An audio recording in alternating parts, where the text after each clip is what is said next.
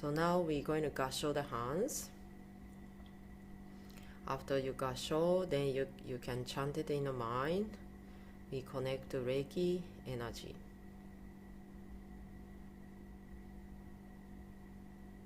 After you chant it, then you're going to raise up the hands and still closing the eyes. So just wait, just pause, like enjoying the moment, like we are just be in the moment, not too quick, no rush. Just enjoy your feeling. If your hands are a little bit tiring, then you can put lower. Yeah, just put where you feel comfortable. And then still we are closing the eyes.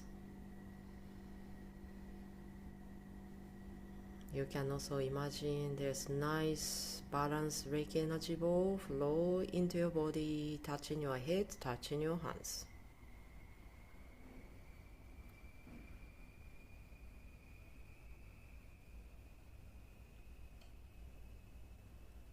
Okay, so now you may put down the hands slowly on the side. We are still closing the eyes. It's also okay to either you do the breathing technique, or if you can do distance Reiki healing, then you can also try sending Reiki to yourself or to the imagination where you want to send. You can also use your symbols and mantras.